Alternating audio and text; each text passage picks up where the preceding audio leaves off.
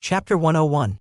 Nick wasn't used to the extra weight on his legs and arms, but he was slowly getting used to it. Since nobody could see Nick right now, Nick's speed was incredibly fast, considering that he was wearing 20 kilograms on every limb. The metal was incredibly durable, which was why it weighed that much. Its density was no joke. Nick continued punching and kicking the air for a while, and slowly, his movements changed. Nick had been quite apathetic when he had just started. But the more he actually attacked, the angrier he got. After a couple of minutes, his attacks actually got quite aggressive, and he even started to breathe heavily. Originally, Nick just wanted to waste a bit of time until winter arrived, but now, he actually wanted to see how strong his attacks could get. I wish there was something I could hit. I haven't been able to punch or kick something with my full power for quite some time. Frustration joined Nick's anger when he realized that there was nothing he could punch. Sure, he could probably punch the Dreamer's containment unit, but there were two issues with that. First, even though the blades on Nick's wrist were very durable, stabbing them into something as unrelenting as a level 2 containment unit might actually dull them. Something like this wasn't a concern for the back of the blades or the braces on Nick's shins, but a blade was way more fragile near its edges. The other problem was the Dreamer itself. While the Dreamer was a prisoner, it was still important that it was treated with a certain amount of respect. Not because it deserved it, but because working with a cooperative party was far easier than working with an annoyed or uncooperative one. If Nick kept banging on the Dreamer's containment unit, it might decide to be less cooperative from now on. As for the walls of the warehouse, Nick looked at the stainless steel the warehouse was made out of. Steel was great and very hard, but if Nick punched it with his power and something as durable as his weapons, it would still break or dent. Sadly, Nick could only punch and kick the air for now. Whoa. Nick shouted as he lost control of his arms. The force behind his attack was so strong that he was pulled along with it, landing on the ground and sliding for a bit. When Nick stopped, he slowly lifted his arm, but moving his arm felt much more difficult. It was like the weights on his arms had multiplied. Naturally, Nick knew what that meant. He turned to the door of the warehouse. Since his ability had just deactivated, it meant that someone had to be watching him right now, yet, surprisingly, there was nothing near the entrance of the warehouse. Nick furrowed his brows and looked around. He couldn't see anyone. That was when Nick's ability reactivated. Nick knew what that meant. Something has been watching me just now, but they retreated. Nick thought as he looked around, my ability has been deactivated for nearly 10 seconds. If any of the specters heard me, it would have reactivated way earlier, since pinpointing someone's location is only momentary if done by sound. This means they have been seeing me. Nick narrowed his eyes as he kept thinking about whoever had been watching him. Whoever it was, they weren't here with nice intentions. I have to tell Winter later, Nick thought as he started to punch the air again. Nick didn't want to seem like he had noticed something. Yes, he had just looked around like he was searching for something, but this could have been for any reason. Maybe Nick had been up to no good and had been looking around to make sure that nobody was watching him? A couple of minutes later, Nick's ability deactivated again, but this time Nick had been careful that he didn't use too much power. Because of that, Nick didn't fall over, and his punch transformed into a slow and awkward movement of his hands. Of course, Nick acted like it was supposed to be this way. The good part about Nick's ability was that nobody could see his true power. They always only saw him awkwardly shuffling around with his heavy weapons or falling over. Nick just kept slowly punching around, not looking around a lot. He was acting like he thought he was alone. Sure enough, my ability is still deactivated, Nick thought after 30 seconds had passed. This confirmed it. Someone was looking at Nick at this moment. After another couple of seconds, Nick bent forward and put his heavy arms on his knees while breathing heavily in exhaustion. Nick could keep going, but he acted like he couldn't. For the next couple of seconds, Nick's eyes rapidly darted around the floor of the warehouse. Ironically enough, Nick wasn't searching for the Watcher. After breathing heavily for 10 seconds, Nick's guess was confirmed. By lowering my head in exhaustion and looking around, my stalker would have immediately retreated. If they were looking at me from below the floor, they would be afraid of me accidentally spotting them. But since my ability is still active, it means that they don't feel threatened by what I am currently looking at, which is the floor. Therefore, they are not below the floor. A bit later, Nick righted himself and stretched his back in relaxation, looking up. As soon as Nick showed an inkling of stretching and looking up, his ability immediately deactivated. On the roof, maybe? Nick thought, although it could also be somewhere in here. After that, Nick walked around and looked at the consoles of the containment units. 10 minutes later, his ability deactivated again, and Nick narrowed his eyes. You're early. Nick's expression relaxed when he heard Winter's voice coming from the entrance of the warehouse. After slowly turning around, Nick looked at the central clock, 5:37 a.m. Winter looked at Nick with a raised eyebrow yet again. Nick was acting unusual. Yesterday, he seemed very insecure, and now he seemed quite cold and serious. We need to talk, Nick said. Chapter 102. Winter was a bit surprised that Nick wanted to talk to him with such serious conviction. Guess the day off helped with his issues, Winter thought. Sure, come in, Winter said as he walked over to his office to open it. After opening the office, Winter put down his stuff and sat down on his desk. Nick also sat down and looked at Winter with a serious expression. Somebody has been watching me from the roof, most likely about 30 minutes ago, Nick said. When Winter heard that, he furrowed his brows. Explain. I came early and was bored, which was why I trained a bit with the weapons, Nick said as he shook his heavy arms a bit. After training for a bit, I felt my ability deactivate, and after a bit of trying some stuff out, I came to the conclusion that someone was probably looking through one of the many holes in the ceiling for the sunlight. Winter nodded. How did you find out they looked through the ceiling? They didn't look away when I looked at the ground, but they immediately looked away when I looked at the ceiling, Nick said. Winter nodded with an interested expression. I actually never thought about using your ability like that. I always saw that as a weakness of your ability, but in a way you can actually find out if someone is looking at you and even from where. There is actually a lot of potential for that kind of ability. Nick didn't seem very excited, and his expression just remained even and serious. After what happened the last couple of days, Nick was no longer that interested in joking around and laughing. What about the spy? Nick asked. Right, Winter answered calmly. I'm pretty sure that I know where they are from, and you probably also know. Nick narrowed his eyes. Artem, he asked. Winter nodded. The other manufacturers don't care enough about us yet to spy on us, and they also don't want to annoy my family. I would be very surprised if the spy turned out to be from them. But if it's Artem, I wouldn't be surprised, Winter added with a sigh. Every heir that manages to successfully earn enough money to purchase a portion of Kugelblitz is another person that shares the inheritance of the Melfian family. 3 of my older siblings already managed to pass their tests and are working in Kugelblitz. They are already not big fans of me trying to get a piece of the inheritance, but they are also not the kind of people that would act against their youngest brother. But Artem, Winter said as he trailed off. He always acts like he's confident and charismatic, but there's actually nearly nothing there to back his confidence. He's arrogant and believes that everyone else is beneath him, and when he sees someone else reach his position, he puts them in their place again. After all, they don't deserve to be in a similar position as him. Nick listened with a solemn expression. What can we expect? Depends on our actions, Winter answered. If we do nothing, the spy will keep delivering information to Artem, and Artem will probably try to make our lives worse. If we break the laws, he will tell the guards. If we go to capture a Spectre, he might arrive with his team of stronger extractors. However, he won't directly attack us, Winter added. Right now, it's like we are arguing with each other in an argument. The first person who becomes violent admits that they lost the argument. After all, if you can defend yourself with words, why would you need to use your hands? But if we decide to attack the spy and kill them, it would be like punching Artem in the face, and he will punch back just as strongly. Fairness and justice don't matter in this case. He got punched, and even if he deserves it, he will punch back. Nick listened to Winter with furrowed brows. Then he thought about Jenny and Trevor. They had their weapons now, but they were still inexperienced in wielding them, and on top of that, their abilities were not fitting for battle. If they were to fight Artem's extractors, they would be at a significant disadvantage.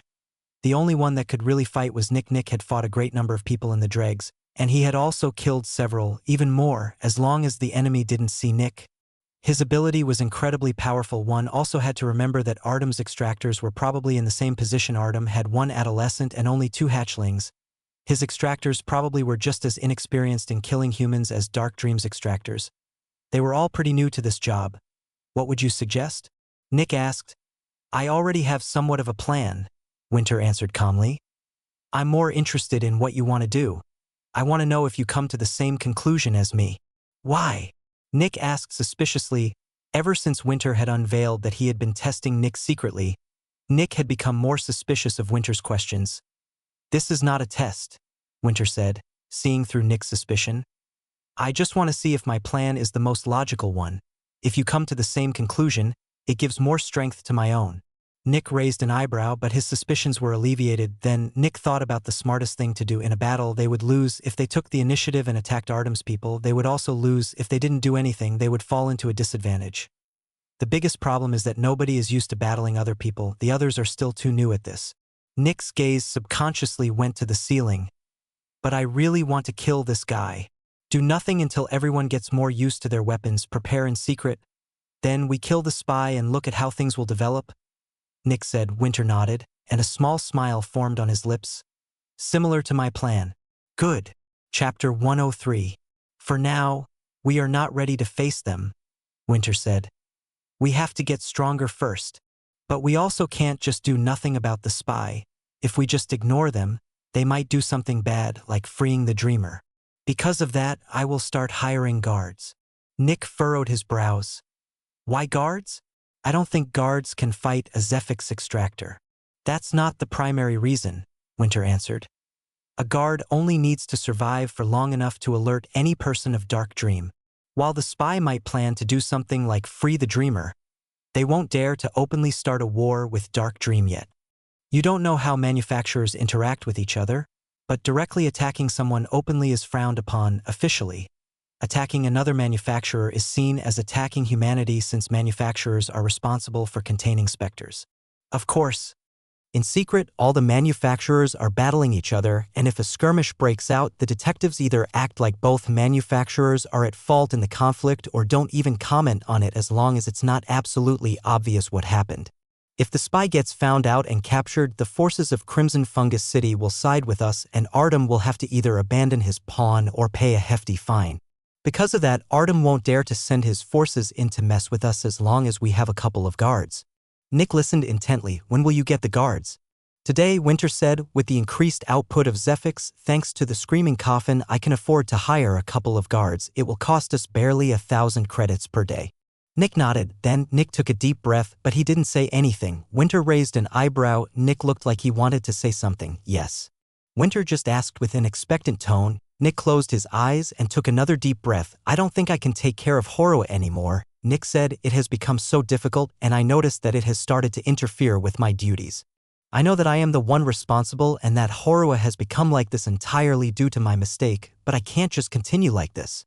I need someone who can take care of him, Nick said with a tone filled with shame. Nick felt like he had given up. He felt like he had run away from his responsibility. It's good that you made the choice, Winter said. To be honest, I would rather have someone else take care of the boy than you. I need you fully focused for your position. Nick released a sigh, but he wasn't happy. He just felt ashamed. Nick, Winter added, making Nick look up at him again, but I think you are still not considering the entire picture. Nick furrowed his brows. How old is the boy? Winter asked. He will be 12 soon, Nick said. Winter nodded. And he has been in this state for how long? 3 months, give or take, Nick said. 3 months, Winter repeated, and he was 11 when he became like this. Nick, 3 months for an 11-year-old is a significant amount of time. He has probably grown a couple of centimeters in that time, and his muscles have also atrophied by quite a bit. Just to recover from these 3 months would take another couple of months. In total, he already lost half of a year to this. Nick became nervous. What are you trying to say? I'm saying that the time for being passive is over, Nick, Winter said. How long will you let the boy continue being in this state? A year? 2 years? 3 years? How long until the boy doesn't even recognize who he is anymore when he looks into the mirror? Will you let him spend his entire childhood in this state? Winter asked. Nick narrowed his eyes. I would help him if I could. He shouted. Don't act like I refuse to help him. Nick, Winter said, it's been 3 months. Doing nothing won't help him. Do you want him to spend the rest of his life like this? What do you want me to do? Nick asked with fear and annoyance, but in truth, Nick already knew what Winter wanted. He just didn't want to accept doing that. The dreamer was the one that put him into this state, Winter said. Maybe the dreamer can help him get out of it. The dreamer will kill him. Nick shouted. Specters have no empathy, and if the dreamer sees an opportunity to kill Horua, it will do so. Then why did the dreamer retreat before the boy started to have a seizure? Winter asked. You told me that the dreamer stepped away before things were going badly. It seems like the dreamer didn't want to kill him. Nick, while it is true that specters don't have empathy, it is also true that they are intelligent and do what is best for them. If the dreamer knows that awakening the boy is the best thing to do, it will do so. It has worked with us for 3 months now, and it wouldn't want to ruin our trust in it by killing some random kid. It's going to try its best, even if the only reason is that we trust it more, and it might gain an opportunity to break out of its containment unit one day. Nick gritted his teeth. The dreamer had caused Horua to enter this state. Sending Horua to the dreamer again could only be bad. Nothing good could come of this. However, Nick also couldn't deny Winter's words. Horua couldn't live his life like this. If Horua could talk, what would he choose? Nick thought. Silence. Winter just looked at Nick while Nick just looked at the table with an absent-minded expression. Some seconds later, Nick put his head in his hands. He knew what Horua would choose. Chapter 104. He would want to take the risk, Nick thought, but if something happens, Nick couldn't imagine what he would feel like if Horua actually died. At that point, everything Nick had done would be for nothing. Nick had taken care of Horua for 3 months. But if Horua died now, all of Nick's efforts would have been worthless. That would mean that fixing his past mistakes would be impossible for Nick. If Horua woke up, Nick might be able to somewhat right his previous wrongs, but if he died, that would become impossible. And yet, Winter was right. This was not a life Horua would want to live. If Horua could see himself, he would probably speak the sentence. Every day, Horua was pissing and shitting his pants. And he was reliant on other people for everything. If Horua were conscious, he would find this eternal boredom, humiliation, and monotony to be worse than death. This was not a life he would want to live, but if Horua died, it would also fall back on Nick. After all, Nick was essentially making choices for Horua. If Nick didn't agree, Horua wouldn't get sent to the Dreamer. Don't do the wrong thing because you were too weak to do the right thing, Winter said. Nick's chest shook. Right? Nick thought in pain. I know that what Winter said is right. And I also know what Horua would choose. Yet I am still hesitating. Why? Because I can't bear thinking about how I would feel if Horua dies. Nick took a deep breath. You're right, he said as he looked at Winter. Nick tried to show that he had made his choice with conviction, but his nervousness and anxiety still shone through. Winter nodded. Good, he said. Nick, this is not a life that the boy would want to live. You made the right call. Nick took a deep breath and nodded again. I just hope he won't die. And even if he does, Winter said, you still made the right choice. Even if the boy dies to the Dreamer, you know that you have at least tried to make his life better. Nick gritted his teeth, but he nodded. He knew that doing this was correct, but the thought of Horua dying still scared him. When do you want to do it? Winter asked. Nick took another deep breath. It doesn't matter. For Horua, it doesn't matter when it happens. His life is perfectly monotone. Might as well do it right now, Nick said with a shaky voice. Fine, Winter said. Then get him. I'm going to wake Trevor. Nick nodded, gritted his teeth, and walked out of the office. Nick's emotions were going crazy again, but his determination was keeping them under control for now. Nick felt like he was doing the wrong thing. What if something happened? What if Horua died? What if Nick had essentially killed Horua?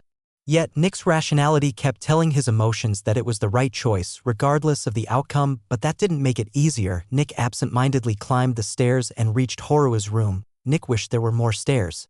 After opening the door and walking through the hallway, Nick entered Horua's room. Right now, Horua was asleep and clean. Whoever Winter had hired had taken good care of him during the night. When Nick saw Horua, he took a deep breath and walked forward.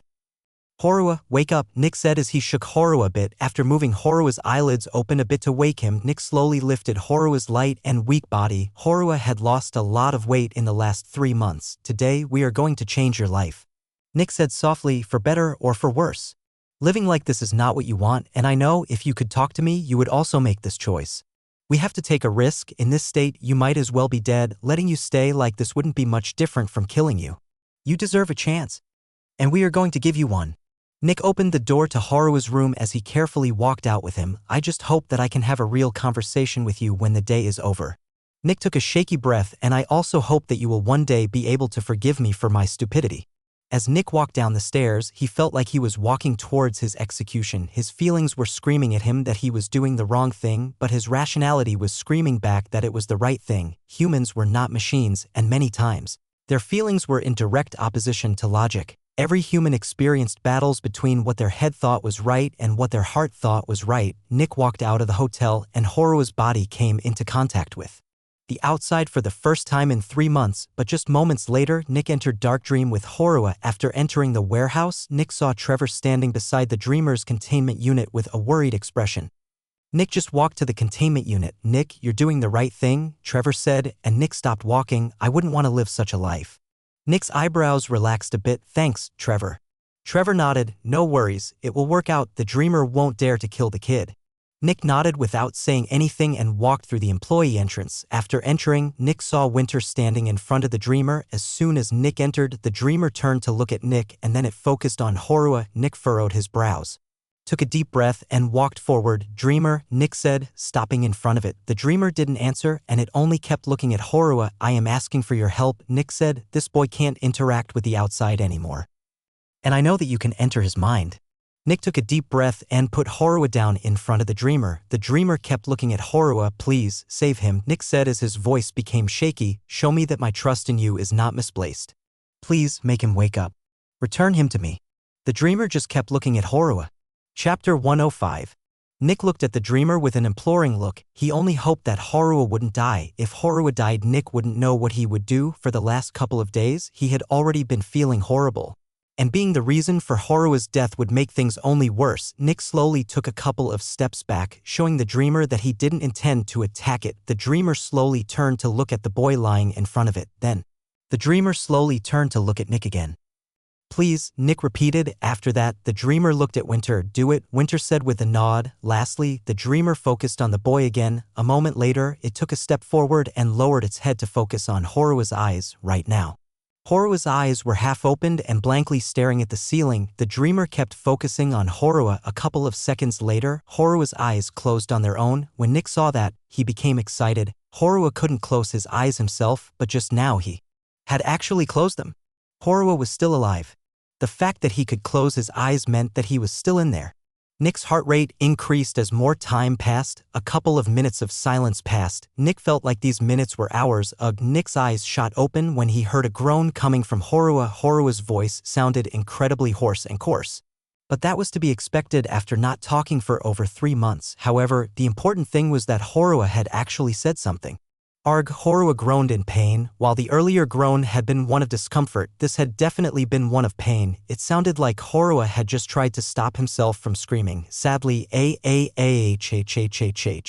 Nick's eyes looked with fervent intensity at Horua as he screamed in absolute agony. In his entire life, Nick had never heard a human scream in so much agony. The only scream that was more intense came from the screaming coffin. Worried that Horua might die, Nick charged. "Nick, stop," Winter shouted, holding his arm in front of Nick. Nick could barely hear Winter's voice due to Horua's loud and terrifying scream. "It knows what it's doing," Winter shouted. "Trust in the fact that it knows what the optimal course of action is for its survival." Nick's body shook. "Ah." Horua's scream was terrifying, and Nick felt like he wanted to either punch the dreamer or run away. No matter the case, Nick felt like he had to do something. Suddenly, blood shot out of Horua's mouth as his vocal cords broke apart and leaked blood. "Stop!" Nick shouted with all of his power. Nick was just about to push Winter to the side when the dreamer actually turned to look at Nick by only moving its head. Its body was still hunched over Horua. The dreamer's intense but dead stare focused on Nick's eyes as Horua kept screeching in agony and pain. "Nick, stop, ugh!" Winter was pushed to the side by Nick as he ran towards the dreamer. When the dreamer saw Nick approach, it jumped backward with quite a bit of speed and landed in the corner of the room.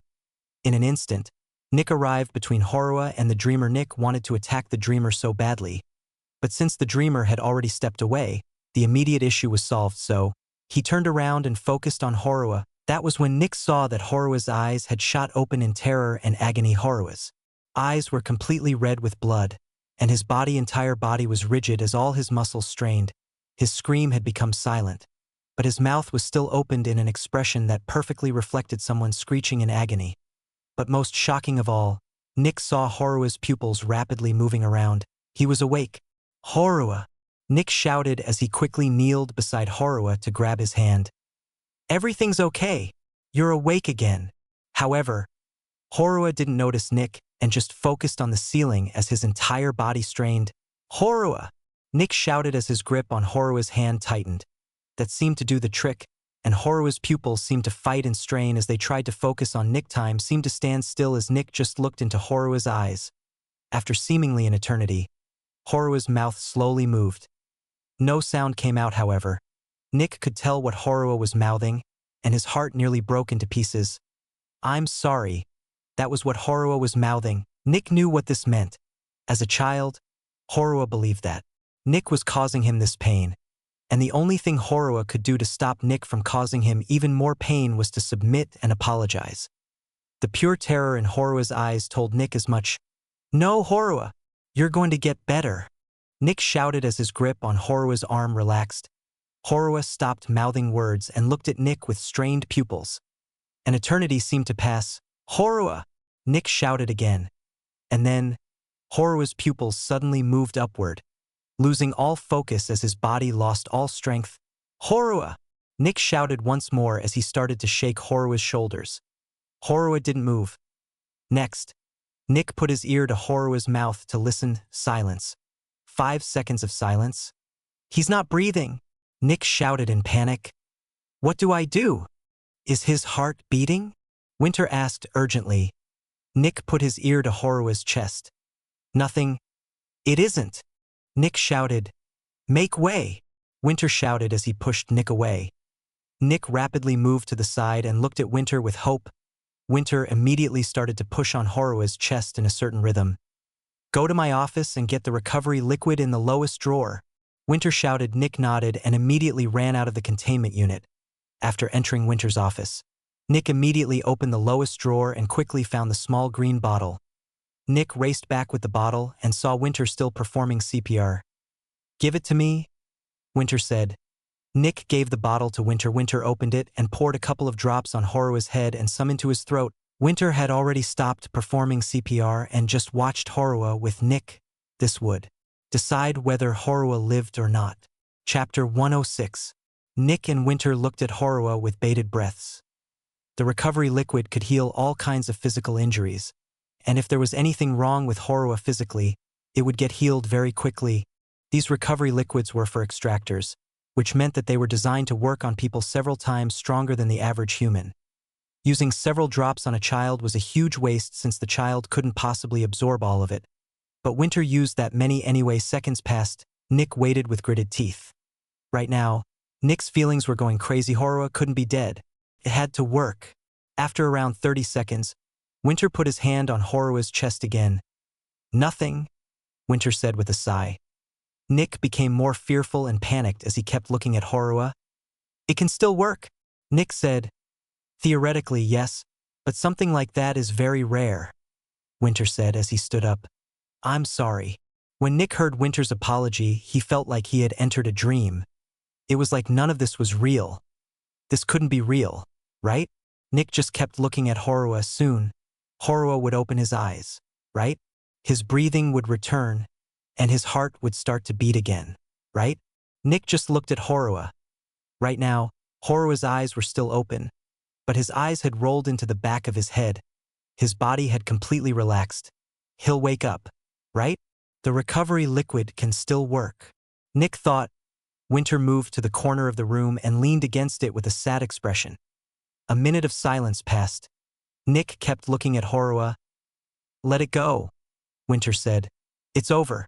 Not yet, Nick said urgently as he kept looking at Horua's body.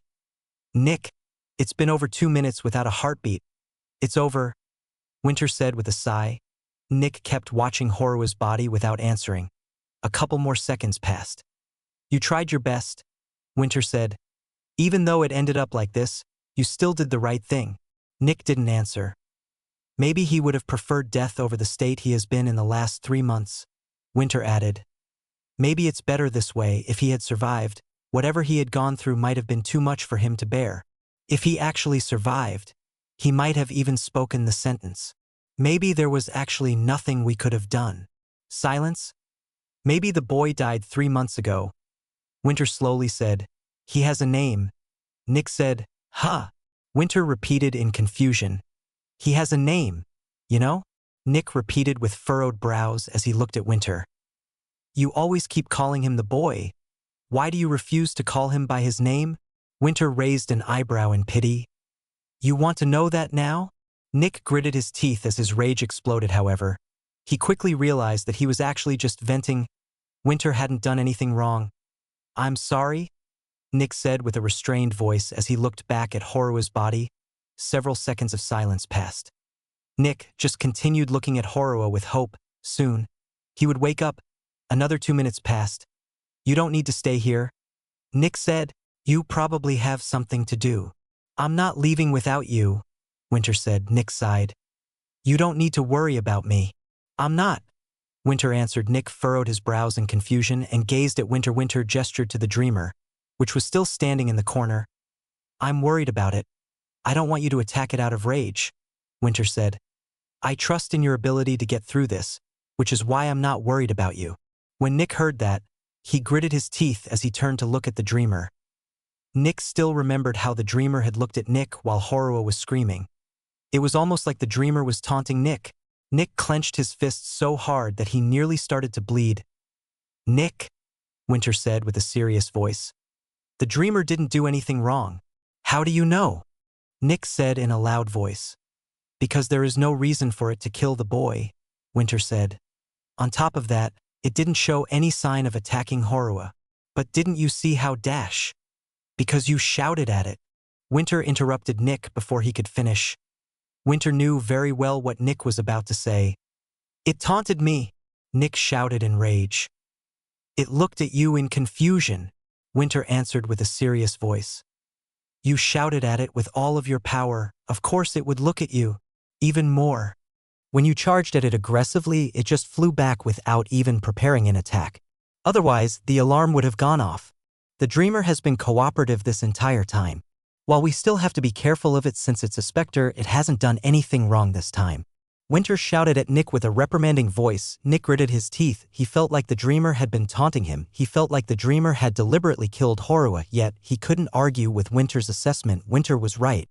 It didn't seem like the dreamer had killed Horua on purpose. Nick could only grit his teeth and look at Horua's body with shock, rage, frustration, and hope. Maybe Horua would wake up soon. 5 more minutes of silence passed. Horua hadn't moved. His body had turned even paler than before. No one said a word. "Let it go, Nick," Winter said. "There's no reason for you to continue staying here." Nick's fists clenched even more. He wasn't willing to leave. He couldn't believe that Horua was dead. After everything he had done in the last 3 months, Horua had still died? Nick had taken such good care of Horua, but now he was dead. Nick's rapidly moving thoughts seemed to scatter, leaving behind indiscernible but calm snippets of thoughts. This wasn't real, right? Another minute passed as Nick just kept looking at the corpse. How did things end up like this? Chapter 107. After a couple of minutes, Nick stood up. By now, over 10 minutes had passed. Horua's heartbeat hadn't returned. He was dead. There was no denying it anymore. Did he have any next of kin? Winter asked from the corner. Nick slowly shook his head. No, his parents died, and he didn't have any friends or family except for me, Nick said quietly as he looked down. Silence. What do you want to do with the body? Winter asked. When Nick heard that, he felt the void in his chest return, darker than ever before. Right now, Nick felt like he could never be happy again. In one way, he felt like he had been hollowed out, but at the same time, he also felt like the entire world was putting immense pressure on him. Nick felt like reality wanted to crush him. His body? This question felt so surreal. Nick had to decide what to do with Horua's body. It was so strange. How was any of this real? How had any of this actually happened? For a while, Nick didn't answer. There were no cemeteries in the dregs. If anyone died, the body had to be handed over to the officials. Nobody knew where the bodies ended up. Most likely, the bodies were fed to a specter. It sounded cruel. But what alternative was there? There was no earth in the city, which made burying the body impossible. Burning the body was also not possible since none of the fires one could start with the available materials was strong enough to actually turn the body into ash. It would just leave a charred body behind, making things even worse. Keeping the body was also bad since it would rot. Additionally, the parasite would probably just consume the body when nobody was looking. Might as well feed it to a useful specter. Nick wanted to keep Horua's body, but he knew that this was not realistic. Give it to the coffin, Nick said with a shaky breath. It sounded cruel, but it was the only thing Nick could think of. Winter nodded. Do you want to say goodbye? He asked. Nick looked at Horua's corpse. A nearly 12-year-old boy, Horua was so thin and pale. Nick still remembered how he had defended Horua from the gangs when his parents died and how they had been living together for almost a year, even though it had only been a business relationship at the beginning. They had quickly become friends. Nick also remembered how hopeful Horua had been when Nick had told him that he could turn him into a Zephix extractor, and then tragedy happened. It's all my fault, Nick thought as he looked at the corpse with pain. I'm sorry, Nick said quietly as he kneeled beside the corpse. Nick gently held Horua's hand. It was ice cold, soft, and thin, a child's hand. I'm sorry, Horua, Nick said with a shaky voice. Wherever you are now, I hope you won't meet someone like me. This is all my fault. If I hadn't been so stupid, you would still be alive. I'm sorry. Several seconds of silence passed. Thank you for being my friend. I'll miss you, even though you probably wouldn't want to see me. I'll leave you alone now. Goodbye. Nick took a shaky breath and stood up. Winter stepped forward and put a hand on Nick's shoulder. Nick didn't move for a while. Eventually, Nick took a deep breath. "Thanks," he said as he gently pushed Winter's hand off his shoulder. "I'll need some time to deal with this." Winter nodded. "You can have the next 3 days off. I know this is difficult on you." Nick didn't answer. Then, he turned around and quietly left the containment unit. After Nick left, Winter looked at the corpse for a bit before putting it over his shoulder. After that, Winter turned to look at the dreamer.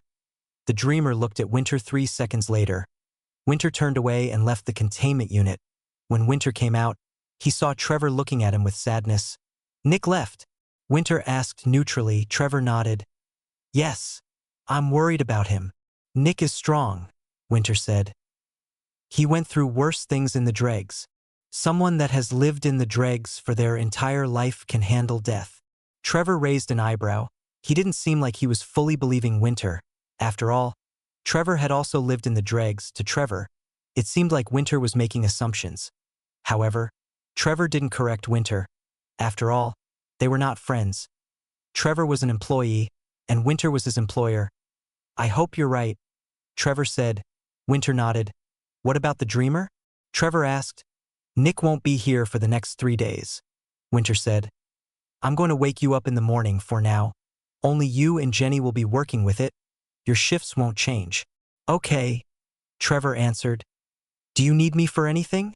"No, you can leave. Good work today," Winter said as he walked by Trevor. "All right, for all that it's worth, I wish you a happy workday," Trevor said. Winter snorted. He assumed Trevor was joking. While Trevor left, Winter walked over to the other containment unit. After opening the door, Winter looked at the screaming coffin. Right now, it was just silently lying in the middle of the room. Apparently, it was currently digesting a corpse. By now, the containment unit had started to take on a slight smell of dead bodies. After all, the corpses were not always immediately consumed by the screaming coffin. Additionally, the ventilation of the containment unit wasn't the best. Winter looked at the screaming coffin for a bit. Bang! Then Winter unceremoniously threw the corpse in front of it. His expression was neutral for a bit. Winter looked at the corpse with a cold expression.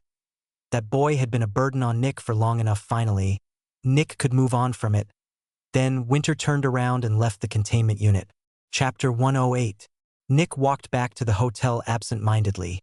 For some reason, he felt like everything that had happened today wasn't real. Yet, he knew very well that it was real. Would he even question whether or not this was a dream if it were actually a dream? Probably not. Nevertheless, Nick felt like nothing had changed. He felt like he was about to go back to Horua's room to check up on him. After entering the hotel and climbing up the stairs, Nick stopped in front of his room as he looked over at the door to Horua's room. For a couple of seconds, he just watched. Then, he walked to Horua's room and entered. After opening the door, he just saw an empty bed. The blanket was still in the same position as when Nick had left. Yet, there was no Horua. For many seconds, Nick just stood in the room looking at Horua from time to time. A whiff of a bloody smell entered his nose. Ever since Nick had killed Pater, there had been a slightly bloody smell in the room that appeared from time to time. Naturally, whenever Nick smelled it, he was reminded of the day he killed Pater. Another child. Nick thought Horua had been a child. Pater had been a child. "I've killed 2 children," Nick thought, although the other one would have died anyway. Nick released a sigh. "But Horua's fate was my doing. If I hadn't pulled Horua into Dark Dream, he wouldn't be dead. He would probably have continued living somewhere in the dregs. Sure, it wouldn't have been an easy life without me present, but he would have survived. After all, I also managed to survive. But I just had to get Horua to become a Zephix extractor, huh?" Nick just looked at the empty bed with an expression filled with regret. At the same time, Nick felt the dark void in his chest return with even more intensity. It was like the muscles and organs in his chest were constricting with all their power. Regret and guilt. Nick was filled with so much regret and guilt. Nick had committed horrible mistakes, and there was no way to fix them. He would never gain a chance to make things right. Horua was dead, and he had killed him. His stupidity had caused Horua's death. He should have known. But he didn't, and now Horua had paid the price. "I can't fix it." Silence. "I can't make things right." Nick just kept looking at Horua's bed. "If I could, I would give so many things to get an opportunity to make things right. But I can't." With the powers of the specters, Many impossible things become possible, but death is still final. Nick wanted to right his wrongs so badly. He was willing to do everything, but it was impossible. I'm so sorry, Horua, Nick thought as he lightly moved his hand across Horua's bed. I couldn't fix it. I couldn't help you. I'm sorry. Nick's eyes began to water, but he quickly shook his head and gritted his teeth. He remembered what had happened the last time he had cried. The last time he had allowed his emotions to break out was when this black void appeared in his chest, which was still haunting him. If he cried again, things would only get worse, so Nick pushed all his sadness away, burying it deep inside, yet the black void in his chest never left. It was still there and just as noticeable as ever. For nearly an hour, Nick stayed in Horua's room just looking around and remembering things. They had only known each other for a bit more than a year, but they had still been friends. Horua would never be able to find out what exactly had happened to his father, who had just vanished at one point. Nick was certain that Horua's father had probably just been thrown into the sewers by somebody, but it had never truly been a certainty. Horua would also never be able to truly own his house. Yes, he was essentially the owner of the house, but as soon as Nick left, the gangs would steal it since Horua was just a kid who couldn't protect such a valuable asset. Maybe in the future, Horua would have become a big and strong man who would fight against the gangs for his childhood home. But now, none of that would happen. All of Horua's dreams died with him. Eventually, Nick left Horua's room and entered his own. After entering, Nick put his weapons to the side and just fell into his bed. He had just woken up a couple of hours ago, but he already wanted to go back to sleep. Why was life like this? Why did one bad thing after the other happen to him? Problems, problems, problems. He was just so tired of all of these problems. If I weren't that stupid, I wouldn't have so many problems, Nick thought as he lifelessly looked at the ceiling above his bed. If I were strong enough to contain or isolate my empathy, I wouldn't have so many issues with Pater's death. If I were not such an idiot, Horua wouldn't have died. Maybe life isn't actually cruel. Maybe it's just my incompetence and idiocy that makes it cruel. Maybe I'm just too dumb to have a good life. All of the memories that Nick associated with negative emotions shot through his mind. When one was surrounded by darkness, one often didn't even try to search for light. At this moment, there were no happy moments in Nick's memories. The intense regret and guilt colored the bright moments gray, making them seem meaningless. When Nick had gotten his job, it didn't matter since his life only became worse from then on. When Nick caught the dreamer, it didn't matter since the dreamer would end up killing Horua. When Nick became rich, it didn't matter since all the money in the world couldn't make him happy right now. All the good things were meaningless. All the bad things were painful and dominant. I wish I had the guts to say the sentence, Nick thought as he lifelessly looked at the ceiling. Chapter 109. Time passed, hours passed, in which Nick just kept thinking about things. At some point, Nick's stomach even started to hurt, which made him remember that he hadn't eaten anything for quite a while. But it seemed so unimportant. He just didn't care. Also, in a certain way, the pain of hunger felt justified to Nick. Nick was just too consumed by regret and guilt. Feeling happy in any way felt unfair to Horua. After taking away Horua's happiness and future, Nick believed he didn't deserve to have one of his own. It was only fair. Man, you look like shit. Usually, Nick would jump up in surprise at the voice that had suddenly appeared behind him on the bed. Yet, Nick just didn't care a lot, and he also quickly realized who it was based on the voice. Nick didn't answer. A moment later, a rat entered Nick's vision, and he saw it looking down at him with interest. What happened to you? It asked. Don't you already know? Nick answered with a deadpan and lifeless voice. No, I don't, the parasite said. I might have many eyes and ears, but it's difficult to check the outer city, too many guards and extractors, you know? Why are you here? Nick asked emotionlessly. Checking up on my favorite extractor, the rat said with a big grin. I usually see you walking around from time to time, but you haven't shown up in a while. Why would you care? Nick asked. You're my important business partner, the rat said with a smile as it rubbed its little claws together. Your health is important to my business, Nick snorted. You tried to convince me to kill myself more than once before. Yeah, but that's in the past, the rat said dismissively. Things change, you know? Nick just kept looking at the ceiling without answering. Man, life really got you by the ass, Nick? The rat said as it leaned on Nick's elbow. Nick didn't move. Oh wow, the rat said in a bit of surprise. You're not even angry that I'm touching you. That's a new one. The next moment, the rat jumped up on Nick's chest and looked at his vacant and disinterested eyes. Huh, the rat uttered after a bit. To think that you would actually reach that point. After that one incident 2 years ago, I thought that you would never consider suicide. Things change, Nick said. You said so yourself. And so they do, the rat said as it moved around Nick for a bit, looking at him with interest. Can't bring yourself to go through with it, huh? The rat asked. Nick weakly nodded without looking at the rat. You know, those are my favorite customers, the rat said. Like, I don't even have to convince them. They just let me do my thing. The next moment, the rat started to scratch its tiny chin with one of its claws. But things are tricky in this case. First, you are worth far more than just your corpse. You are a business partner that can bring me tens, if not hundreds, of corpses, you know? Having you die right now would be a huge waste. Also, you're already no longer a normal human. Look at this. Then, the rat suddenly bit Nick's arm and started to tear at it while trying to scratch it with its claws. Nick felt like someone was pinching him. Can't get through? The rat said after stepping away. This body is just a rat. I can kill a guy, but I can't kill an extractor. Sure, if I claw out your eyes and crawl up your skull, I would be able to do so, but you would never let me. Even the most depressed and suicidal person goes crazy when a rat tries to eat their eyes. Trust me, I tried. I mean, you could try traveling to my main body, the rat said as it trailed off. Nah, forget it. You'll never survive the journey, it said a bit later with a dismissive wave. Also, I don't want you to die. I still need me some corpses, you know? The rat said with a wide grin. Even though Nick didn't care a lot about anything right now, he still noticed the irony of his current situation. You're trying to convince me to stay alive. Nick stated. I mean, sure, the rat said with a shrug. Why not? Maybe you'll donate some corpses later when you feel better.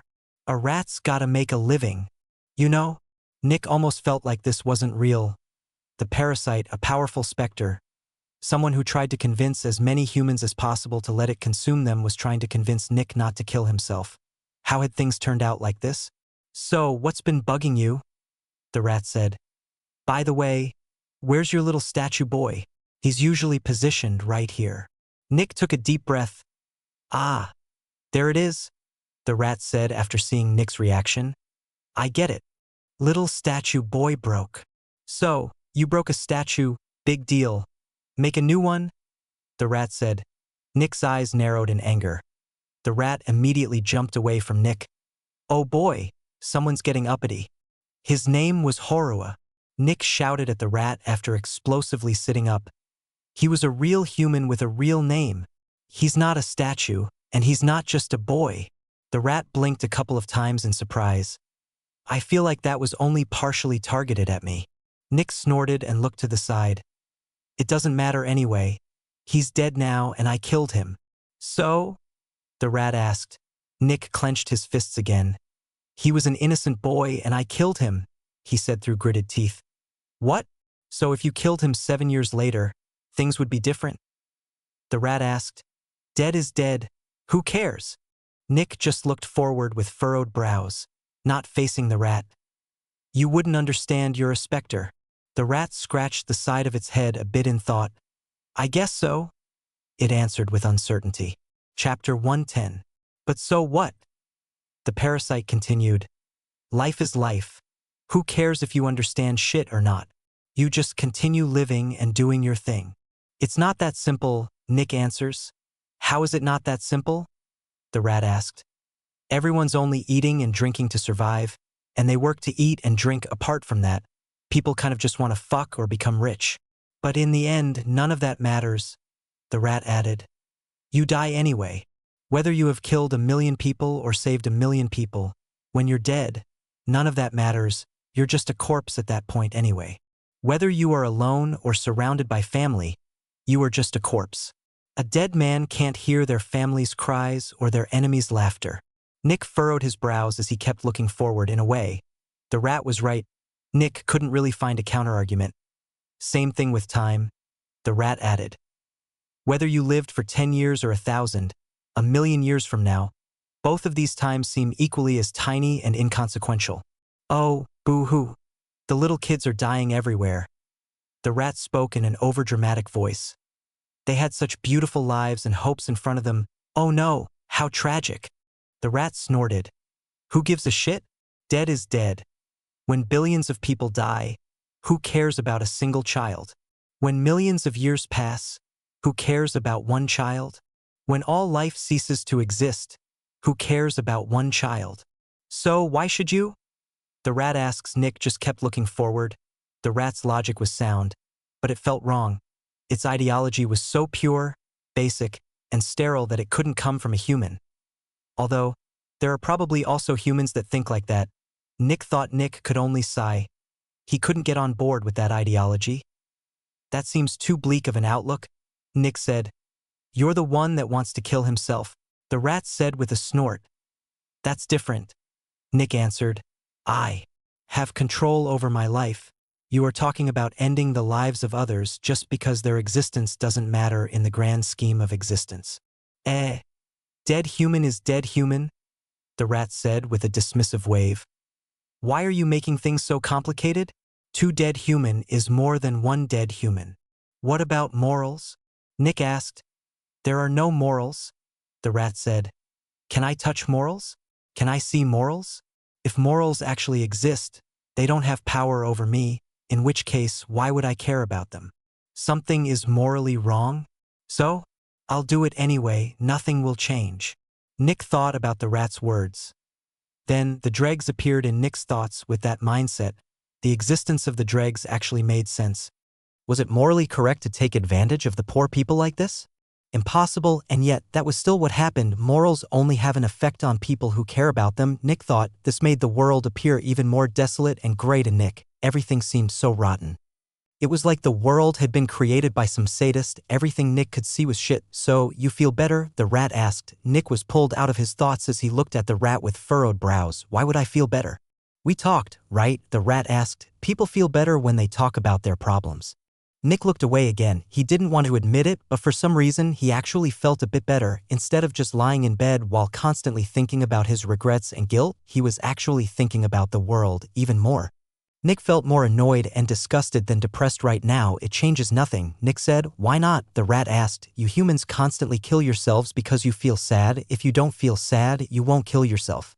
Nick sighed, but the cause of the pain is still there. Also, I feel bad about feeling good. I stole Horua's happiness. Who? The rat asked. The boy that was here. Oh, statue boy, got it, the rat said. Back to that topic, are we? I thought we already solved that issue. Nick closed his eyes and took a deep breath to calm down. We solved no issues. I killed Horua. I killed an innocent child who trusted me. You killed a guy, the rat said. You killed many guys. What makes this one different? He was an innocent child, Nick said with a bit of aggression. So? We already went over this, the rat said. It's different, Nick said. Dead human is dead human, the rat stated with conviction. Nick wanted to argue, but he stopped himself. You won't understand. You're a specter. The rat scratched the side of its head with annoyance. Okay, so Statue Boy is different from some other dead humans. Let's presume that statement holds true, the rat carefully said. Let's presume that Statue Boy is somehow more valuable than one dead human. How much more valuable? How many dead humans do we need to equal one Statue Boy? The rat asked. Nick furrowed his brows. It doesn't work like that. The rat groaned in annoyance. Would you rather kill 1,000 people or one Statue Boy? If the 1,000 people are murderers and rapists, I would kill the 1,000 people, Nick answered. That surprised the rat a bit. What if they are not? Nick furrowed his brows as he looked down. 1,000 strangers or Horua? Nick thought about the dregs. In a way, Nick felt like he would rather kill the 1,000 people, but his mind was telling him that he wouldn't go through with it. Killing Horua for 1,000 innocent people? When the rat saw Nick thinking so intensely, it only had one thought. Damn, Statue Boy, is that valuable? In the end, Nick sighed. I would probably kill Horua, but I would feel horrible, Nick said. Clap. The rat clapped its tiny hands. There you go. What? Nick asked with annoyance. Go save 1,000 people, the rat said. Save 1,000 people and you will have repaid your debt. Makes sense, right?